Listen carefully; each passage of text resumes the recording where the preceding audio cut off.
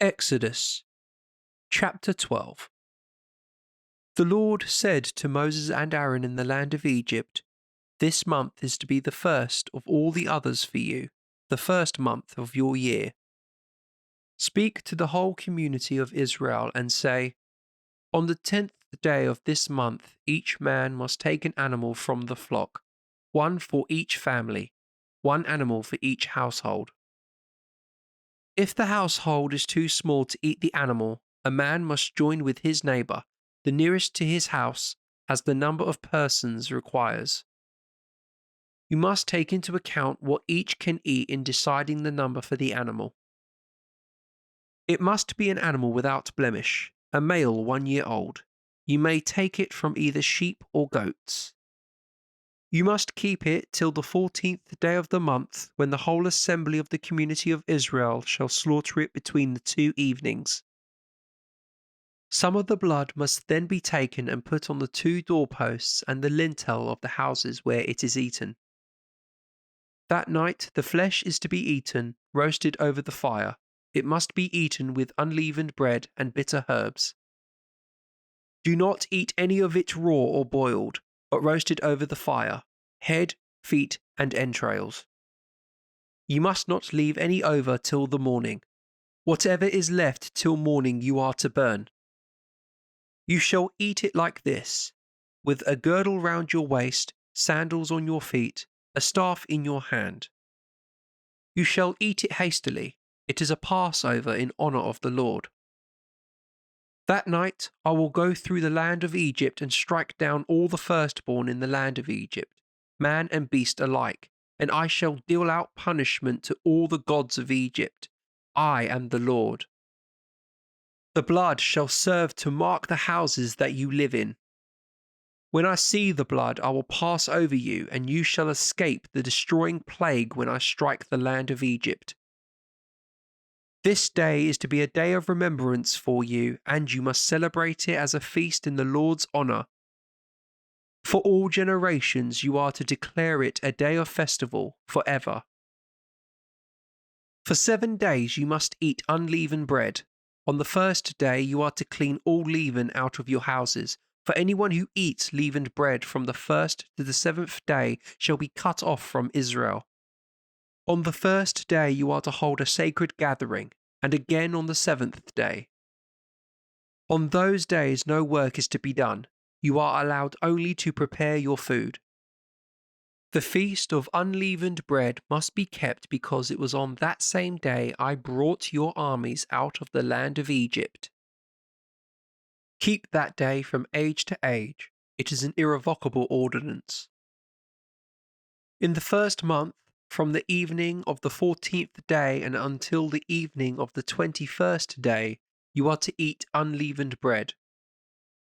For 7 days no leaven must be found in your houses, because anyone who eats leavened bread will be cut off from the community of Israel, whether he be stranger or native born. You must eat no leavened bread. Wherever you live you must eat unleavened bread.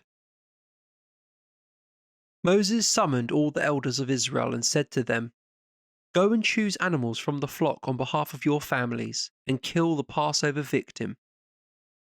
Then take a spray of hyssop, dip it in the blood that is in the basin, and with the blood from the basin touch the lintel and the 2 doorposts. Let none of you venture out of the house till morning. Then, when the Lord goes through Egypt to strike it, and sees the blood on the lintel and on the 2 doorposts, he will pass over the door and not allow the destroyer to enter your homes and strike. You must keep these rules as an ordinance for all time for you and your children. When you enter the land that the Lord is giving you, as he promised, you must keep to this ritual.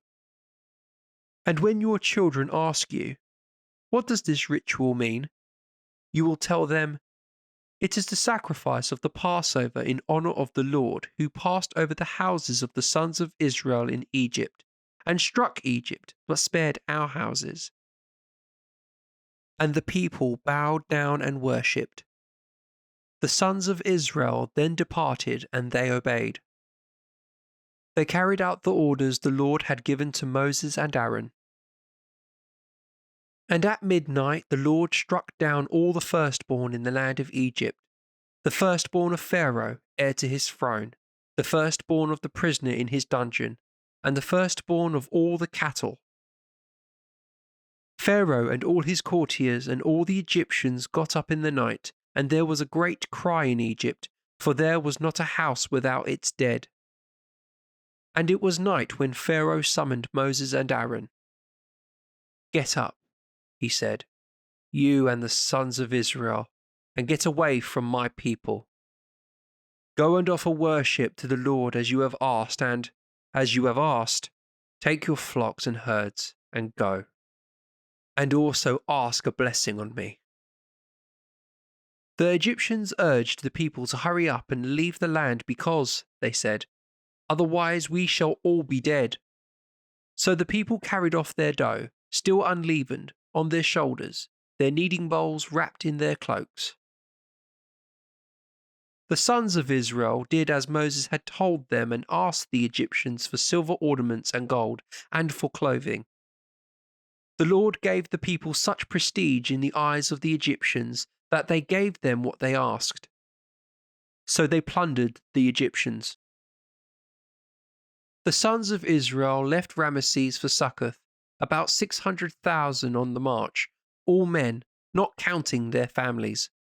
People of various sorts joined them in great numbers.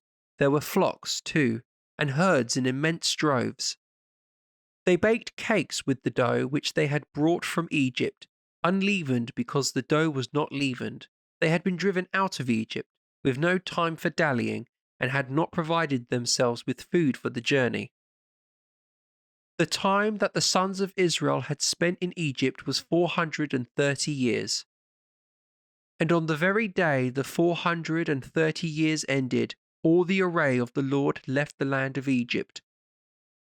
The night when the Lord kept vigil to bring them out of the land of Egypt must be kept as a vigil in honour of the Lord for all their generations. The Lord said to Moses and Aaron, "This is what is ordained for the Passover. No alien may take part in it, but any slave bought for money may take part when you have had him circumcised. No stranger and no hired servant may take part in it. It is to be eaten in one house alone, out of which not a single morsel of the flesh is to be taken, nor must you break any bone of it. The whole community of Israel must keep the Passover. Should a stranger be staying with you and wish to celebrate the Passover in honour of the Lord, all the males of his household must be circumcised. He may then be admitted to the celebration, for he becomes as it were a native born. But no uncircumcised person may take part. The same law will run for the native and for the stranger resident among you." The sons of Israel all obeyed. They carried out the orders the Lord had given to Moses and Aaron.